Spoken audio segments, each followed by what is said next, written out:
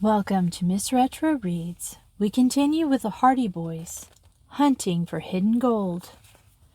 Chapter 9, The Escape. Frank Hardy wasted not a second. Before the man with the automatic pistol could realize what he was doing, he had flung up his hand sharply, at the same time releasing his grip on the wrench. It spun straight and true, knocking the automatic out of the fellow's grasp, and it clattered to the floor of the car. When Joe saw that their antagonist was unarmed, he rose halfway up in the seat and launched himself upon the driver. Frank, in the meantime, reached for the pistol. He was unable to find it, but his fingers closed over the wrench again. There was a yell of surprise and rage from the three men in the road, and they rushed towards the car. One of them came plunging along the side and attempted to grapple with Frank. Frank, in the meantime, reached for the pistol. He was unable to find it, but his fingers closed over the wrench again. There was a yell of surprise and rage from the three men in the road, and they rushed towards the car. One of them came plunging along the side and attempting to grapple with Frank, but a sideways swing of the wrench caught him on the right of the head, and he staggered back with a yelp of pain. Joe was still struggling with the driver of the car. The latter was at a disadvantage in that he had been caught unaware. The loss of his automatic had flustered him, and Joe's sudden onslaught had taken him completely by surprise. Pinned in by the wheel, he was unable to use his superior weight to advantage, and Joe seemed all over him, pounding him unmercifully. One of the other toughs leaned over the side and seized Joe by the back of the coat. The man who had been hit with the wrench was dancing about in pain and keeping at a respectful distance. The other fellow was attempting to close in on Frank. He sprang forward, just dodging a sweeping blow of the wrench, and then wrestled with the boy. They swayed to and fro. The toff was of husky build, and his gorilla-like arms were possessed of great strength. The door of the car flew open, and the pair staggered from the running board onto the roadway. They rolled about, fighting and struggling, while the man who had been hit with the wrench took occasion to deliver a vicious kick to Frank. A sudden twist, however, brought the other man into range at the moment, and he received the kick that was intended for the boy. But the Hardys were outnumbered. Joe was quickly overcome, and the other pair would soon have beaten Frank into submission but for a surprising interruption. Down the roadway came a clattering and roaring, and around the other car came plunging an ancient and decrepit Ford with an enormous man at the wheel. Beside him sat another man. The pair gazed at the struggle before them with mouths agape and eyes staring. Then the driver of the car brought it to a stop and climbed down, picking up the car crank as he went. "You're the speeders that ran over my chickens," he roared, bearing down on the two toughs who were grappling with Frank. He dealt one of them a hearty rap on the back of the head with the crank, and the fellow bolted forthwith. Reinforcements had arrived, and he judged that the fight would soon be over. He raced for the car parked across the road and scrambled into the front seat. The two other men rushed into the battle with enthusiasm.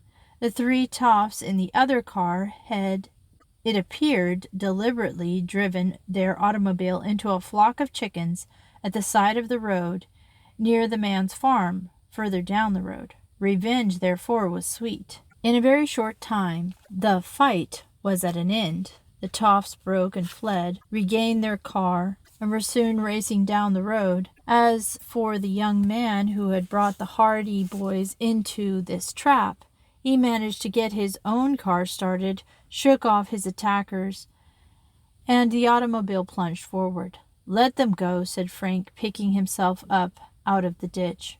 "If they run over any more of my chickens, I'll be following them till doomsday," declared the man. "You certainly showed up in the nick of time," said Joe, brushing off his coat.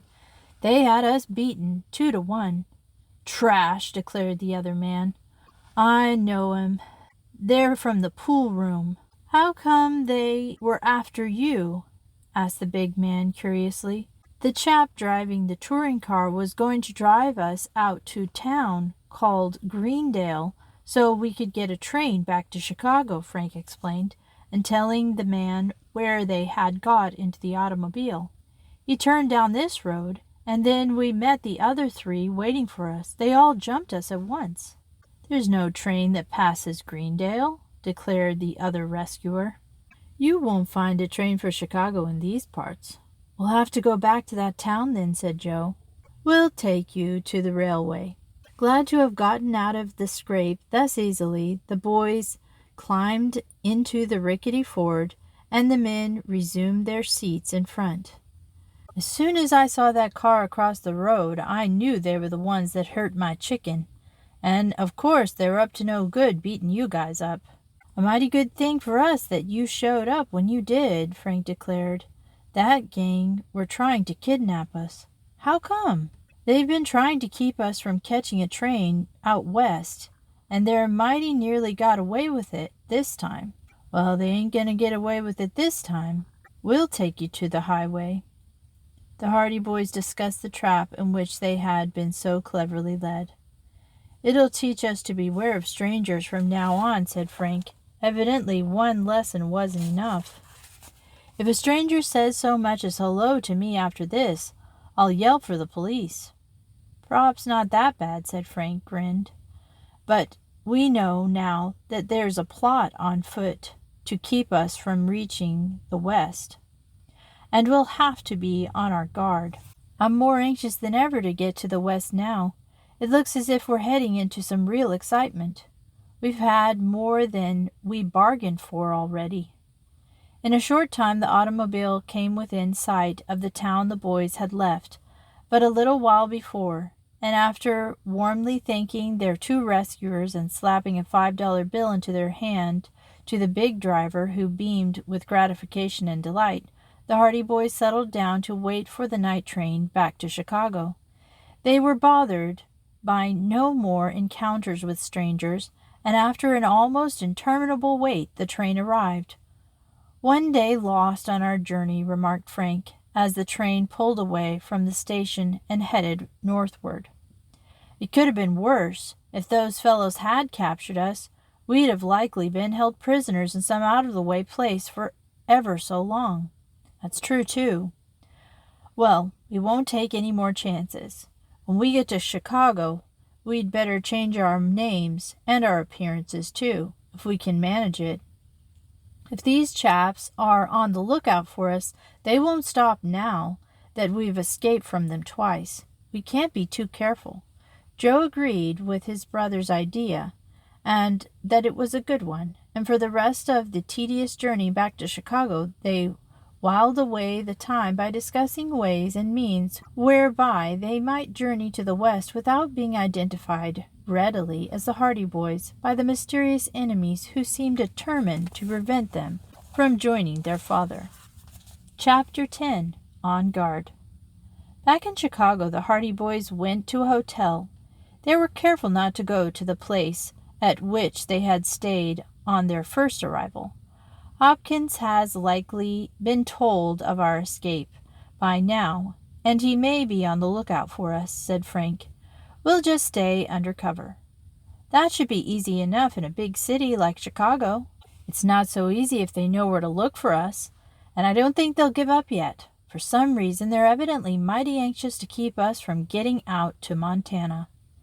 In their hotel room that night, they discussed the problem of changing their appearances. They had already changed their names, registering as Charles Norton and William Hill of Cleveland, Ohio, in case some prowling member of the gang that had evidently been assigned to see that they did not reach Montana should happen to drop into the hotel and glance over the register. "I think," said Frank, "that the very simplest way for us to disguise ourselves would be to wear spectacles. If they chance to be looking for us, they'll never think of looking for two boys wearing glasses." "Good idea," approved Joe. "Let's go out and get them now." "Too late." Shops will all be closed. We'll get them in the morning." They left the hotel early and found a shop nearby where Frank was fitted with a pair of horn-rimmed glasses that gave him a studious and benevolent expression. Joe bought a pair of cheap spectacles with plain rims. The transformation was remarkable. Instead of a pair of merry, bright-eyed lads, one saw two solemn, near-sighted boys who looked for all the world as though they had never had an unrestrained boyish impulse in all their lives.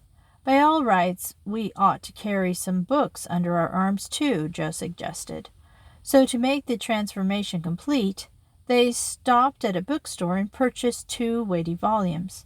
And when it came time for them to catch their train, no one would have recognized the 2 sad-faced, bespectacled, earnest young students as the irresponsible Hardy Boys of Bayport. To allay these suspicions, they decided to board the train separately. Frank went first, while Joe remained in the concourse of the station for a few minutes. Then he followed. It was just as well that they did this. Near the gate leading to their train loitered a tall, sharp-featured youth who scrutinized everyone who passed. He gave Frank but a fleeting glance as he went by, and when Joe passed him later, his gaze merely rested casually on the boy for a moment. Had the Hardy Boys known it, the sharp youth had been put up by the mysterious Hopkins to report if the Hardy Boys should attempt to leave Chicago. However, his instructions had been to keep a lookout for 2 boys aged 16 and 15 respectively, one dark-haired and one fair, who would board the train together. So the bespectacled students who had boarded the train separately did not arouse his suspicions. After the train pulled out, he reported to Hopkins that the Hardy Boys were certainly not on it. Having left Chicago behind them at last, and being assured that they were this time on the right train, Frank and Joe settled down to await with some little impatience their arrival in Lucky Bottom. The novelty of the cross-continental journey had worn off, and the scenery had lost most of its early fascination. The unforeseen delay they had experienced left them all the more eager to join their father, and they wondered if he would worry because of their failure to arrive in Lucky Bottom at the expected time. Gradually the scenery changed. The countryside altered in color. The landscape became rockier and more mountainous, and on the second day they found themselves entering Montana. A suppressed excitement seized them as they realized that before long they would be at the end of their journey. "I wonder how Dad came to be hurt," Joe said, after reading over their father's letter again. "I've been thinking about that myself," said his brother. "From what we've gone through, I judge that he has enemies working against him in this case he is working on." "Do you think they may have shot him?" "They might have disabled him in some way. He was able to write to us anyway. There's that much to be thankful for." The Hardy Boys realized if a gang were arrayed against them, as seemed only too evident from their experience in Chicago, they must be very much on their guard from now on, as they drew closer to their destination. This was forcibly impressed upon them by an incident that happened at a small station in the mountains, where the train stopped to take on water. "I think I'll take a walk up and down the platform," remarked Frank. "Coming?" Joe looked up from his book. "No, thanks. I think I'll stay here and read." Frank left the coach and strode slowly up and down the platform. It was only a small, weather-beaten station, and there were few people in evidence. The town consisted of only one street, and it was built at the base of a huge mountain. The snow came sweeping down from the great crags in shifting sheets. A rough-looking man in fur hat and mackinaw lunged down the platform, then swung himself up into the train. He appeared to be looking for someone. When Frank saw him next, he was descending from one of the coaches far ahead. He came back to the platform again and there he was joined by another man, a villainous-looking fellow with a black beard. "Did you see anything of them Hardy boys?" he asked the bearded man in a low tone of voice. Frank, who was standing close by, could not help but overhear. He was electrified by astonishment. The man who had gone through the train shook his head. "Nary a sign of him on that train," he said. "I can't figure out what happened," said the bearded man. "They ain't been on any train that's passed through here. We're sure of that. This here is the only way they can get to Lucky Bottom. If they did manage to sneak out of Chicago, we'd be sure to see 'em going through here. Maybe they didn't get out of Chicago. The boys there might have picked their trail again and caught 'em. They would have wired us if they had." "That's true, too." The bearded man scratched the back of his head in perplexity. "I can't figure it out at all. Well, it ain't our fault. We've done the best we could. Yeah, they can't blame us." "You're sure you went all through the train?" "Right through. There was no two boys on it. There was one lad sitting in the Pullman reading a book, but he wasn't like the description of either one of 'em. Wore glasses. Looked like he was a regular little Willie boy." "Wore glasses, eh? Well, he wasn't one of the Hardy boys then. They don't wear glasses." The pair moved off down the platform. "You'd better go through the night train when it comes in. We'll keep on looking for him for a few days more until we get word one way or the other. The boss would be sure if they got through on us." "Well, they haven't got through yet. It's one thing certain." The two men moved out of earshot. Frank was tingled with excitement. He stepped toward the train, intending to go to Joe and tell him what he had heard. Then he hesitated. The rough-looking man who had searched the train might conceivably think he had been mistaken and might go through the train again. If he saw the two lads together, he might be suspicious. Spectacles or no spectacles, so Frank sauntered unobtrusively up and down the platform until it was time for the train to leave, and then he swung himself on board. But not until the train was actually pulling out did he rejoin his brother. "What kept you?" asked Joe, looking up. Frank sat down and in a low voice recounted the incident on the platform. Joe listened in almost incredulous surprise. "So it looks as though we've run the gauntlet at last," concluded Frank. "Boy, it was certainly a bright thought of yours that we wear glasses on this trip. He would have spotted us in a minute. It was luckier still that we weren't together when he walked all through the train. If he had told the black-bearded man that there were two boys sitting together, they might both have gone back for a second look at us. Well, we got out of it all right. I don't think there's anything more to be feared. Not until we reach Lucky Bottom. I wonder what we'll bump up against there. Plenty by the looks of things so far."